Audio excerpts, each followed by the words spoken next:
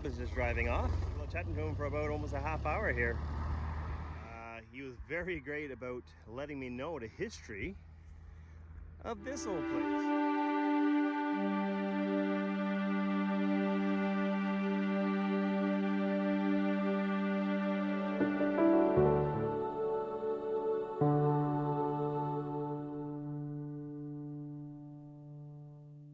This is actually one of the original houses that's a part of which has still its original package of property or parcel of property for Osprey Township. He even knew the girl who was born here, who was proposed here and lived here and owned this property, who is still alive. She's still alive. Anyways, yeah. So here's a little history on this place. It was built in 1906. On the back end, which I can't get in right now, the back end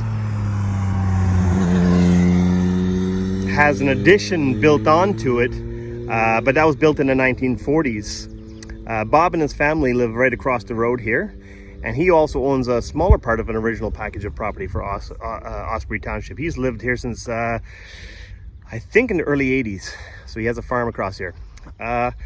So this Jean U. Pritchard, I believe is her name. I'll correct myself on here if I'm wrong, but I believe it's Jane U. Pritchard. She was going to lose the property one time. I just couldn't afford to keep it. But her husband, who proposed to her here, went out and did something that she didn't know about. He went out and purchased the property. There's a car going by. He went out and purchased the property, saved it from being sold off, and gave it back to her. Very interesting story how that all worked out. The house is still very level. It's in great condition for its age, especially not vandalized. There's no markings in it inside or anything. I haven't been gone inside. We did ask for permission by the farmers. He just went by, waved to me here, the farmer. The only reason I'm not going in is that he has cows in there and bulls in this field. So other than that, he said, no, you would have been free to go in and take a look. There's an electric fence here too, behind the barbed wire one. But no, he would have been very cool with me going and take a look at some videos, but the bulls, not good. As you can see, the house is actually in pretty good condition.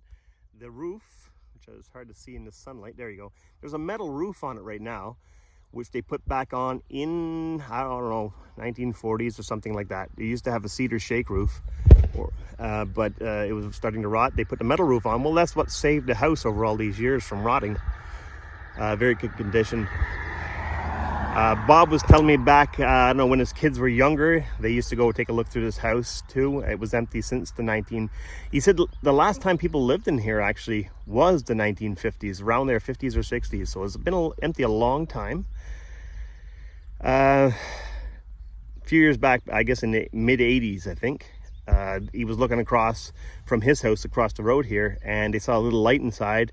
And when they went over, someone had set a little fire on the inside. But they were able to get it doused in time without it burning the house, so which was really good. And ever since then, it's been good. There's a basement in the house, about a 6-foot basement, what they called a basement back then. That's what he was telling me about a crawl space nowadays. Yeah, so very interesting.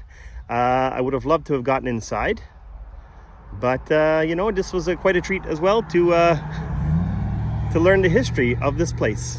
So really cool, really cool. People around here, as they're driving by, they're waving to me. Very nice and friendly people. So just off to the left side of this house, my right now, facing back onto it, there, that's where the barn was. The barn was there. He said that came down, I think, in the 80s as the structure got very weak, so it ended up being torn down. But yeah, the house still remains. Really cool. He said the family that farmed here used to farm beef cattle, and that was their main thing. And cattle is still grazing on these fields to this day. Still grazing. Take a few pictures now, and I hope you enjoy this video as much as I enjoyed being here and hearing the history of it and seeing this place.